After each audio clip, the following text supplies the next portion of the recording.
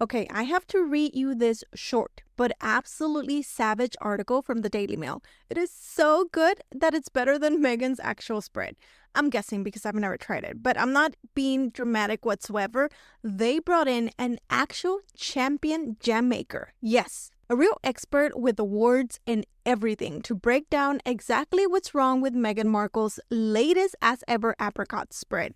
And when I say she didn't hold back, she spread that truth thinner than Meghan's product. Let's get into it because this article isn't just funny. It's telling us a lot about branding, authenticity, and what happens when celebrity products get slapped with premium labels but deliver far less. Hello everyone, I'm Star Chairs, and in this channel, we analyze videos through the lens of PR. Let's get started because this is juicy. All right, so this is the name of the article. It's called America's Queen of Jams Savages Meghan Markle's latest as ever fruit spread. There's no excuse for this. When I read the title, I was like, oh my gosh, I have to read this. All right.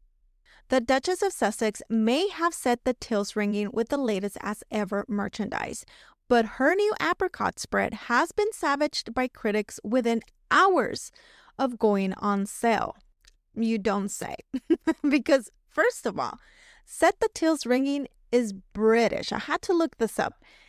Even that seemed kind of shady because we don't know how much Meghan had in her stock, like in her inventory. We don't know if she sold 15 spread or she sold 1,500 spread. We have no idea. She never reveals how much she has in stock.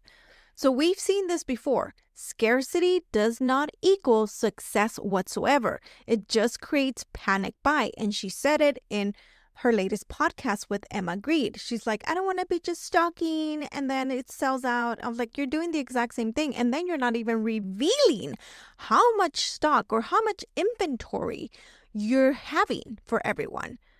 Because, yeah, you could have 15 jars, and I know it didn't sell out like the last time because I kept refreshing my page, and it was still not sold out. But whatever. Champion jam maker Donna Collins said it's a real disappointment that Meghan is selling a fruit spread, which is what you make when your jam fails. Okay. I want to read that again. Champion jam maker Donna Collins said it's a real disappointment that Meghan is selling a fruit spread, which is what you make when your jam fails. I am not a champion expert in jam making. Ms. Donna Collins is, so I will believe her. I will choose to believe her. In the jam industry, a spread is what we call something that didn't work. Oh my God. Do you guys not find this hilarious? Just this little paragraph right here, because Donna is like, she's like, that's when things don't work out. All right, so let's pause right here because this right here, this little paragraph is savage. This woman with 40 jam awards basically is saying, this isn't jam. This is a mistake in a jar. I cannot, like, I laughed when I read this article. I was like, yeah, this looks like a mistake in a jar. When the experts in your niche don't respect your product, it is no longer about your celebrity, how hyped your celebrity is, like Meghan Markle is. It's about the credibility, especially Donna, because Donna is an award-winning champion of jam making. So she has something to say, and I am going to listen. When someone is an expert and has awards and respect behind her, you bet I'm gonna listen because I know that this is a PR hit that Meghan's brand cannot afford because you cannot preach luxury while serving up flops, aka spread. That is practically what Donna Collins is saying, that her spread is a fail. Okay, let's continue. It can have the best ingredients, but if I had a jam that was too runny, I slap a label on it and call it spread. There's no excuse for this. It should be perfect. Okay, Miss Collins, absolutely. I agree with her. I love how Miss Collins is just like a teacher. She's like, there is no excuse for this. Okay, Miss Collins, I'll go back to the kitchen and get it done better.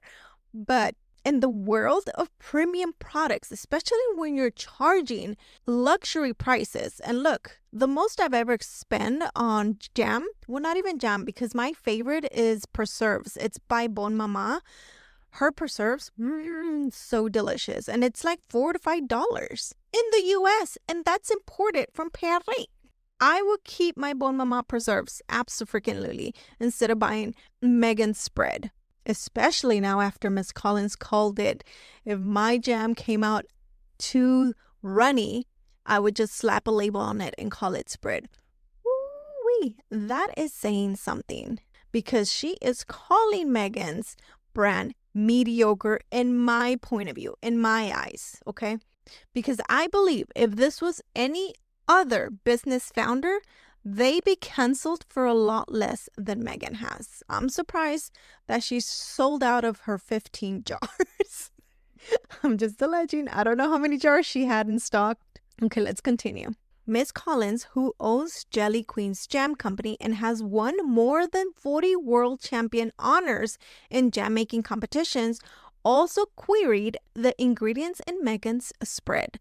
The jars sold in keepsake packaging for 10 pounds or plain for 7 pounds list conveniently grown apricots, dried organic apricots, organic pure cane sugar, and fruit pectin. Why should she include conveniently grown apricots, which will have used pesticides, said Miss Collins, and why is she using pectin, which is a gelling agent, unless it's because her spread was too runny?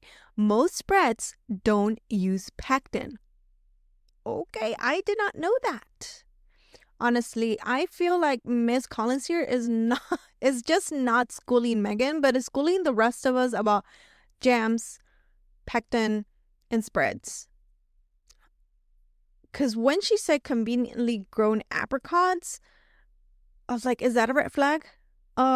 Yeah, that sounds like it's off-brand. Meghan wants to be seen as eco-chic founder with values, right? So when we're throwing pesticides into this clean, intentional legacy brand, that says a lot. And I'm not saying it. Miss Collins is. I just want to be clear before anybody bites my head off. The best thing about it is the pectin message here. The translation in my head is, this isn't real jam. Also, if your brand is supposed to elevate the everyday and you're using shortcuts like pectin to fix issues, Meghan, just say it's Costco jam in designer packaging. Just let us know. Let us know it's white labeling. That's it. We don't even care. In fact, your fans won't even care. I don't care because I'm not going to buy it regardless. But your fans are not going to care because they just want whatever you're selling. Let's finish the article because it says Meghan launched her as ever brand in April with a raspberry spread, which critics attack for being ill-suited for spreading on bread or toast. Many fans who jumped online the moment Meghan's as ever products went up for sale on Friday were disappointed to learn the apricot spread had sold out. And this is Miss Collins, I believe. Yes, Donna Collins. It's right here. Miss Collins added her apricot spread sold out in minutes, just like her earlier raspberry spread, which may mean they only made a small batch. You don't say. I don't know who's making her spread, but we all know it's not Meghan. It sounds like they really don't know what they are doing.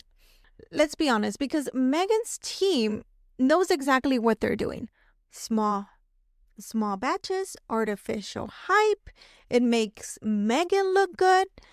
This really isn't about sellout in demand. She's really not looking for her product to sell out. She's doing the same thing she did the first time. A calculated PR tactic to make herself look good and her business look good. So everything that she makes, let's say she had 15 jars. Imagine if she had 150. Would they have sold out within the first couple of hours? Would have had taken her days if she had 1,500. How many days or hours would it have taken if she would have sold out? I still stick with the 15 jars, but that's my opinion. And I like how Miss Collins says, I don't know who's making her spread. Like a dagger, like, oof, there you go. It confirms that many people suspect that Meghan is the face, white labeling and not the founder. And that is the problem when your brand is built on being the product. If you're not in the kitchen and you're not in the farm, or you're not part of the process, what exactly are you doing or are you selling? Because we just heard you on the Emma Great podcast that you said, don't bake the cake without me. I want to be part of it. Are you really part of it? Like, are you? I honestly think it's white labeling. That's it. Because by this article right here by Ms. Collins, it's clearly not quality preserves. Like I told you, I'll stick to my bon mama.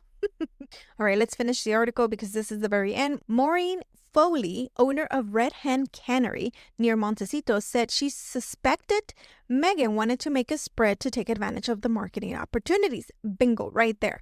She may be smart trying to fill a niche, said Miss Foley. Spreads can be sweet or savory and used on dishes for all meals. So perhaps it's just clever marketing. Bingo, this is a trend grab. It is not a legacy launch like Meghan believes it is, but she's just trying to do anything to get to the billionaire status, I believe. That's my personal opinion. Spreads right now are having their moments, especially with everything artisanal craze. And Meghan is trying to cash in without putting in the years of craft. And that's fine if you're being honest about it, but Meghan is honest about nothing. Here, and this is the end of the article, just in case you guys want to see. Let's look at the comments really quick. Lauren Sanchez. UK is producing excellent jam for centuries. The King and Prince William have jam and honey on sales even. Yep, that's true. I believe Donna. Me too. I choose to believe her.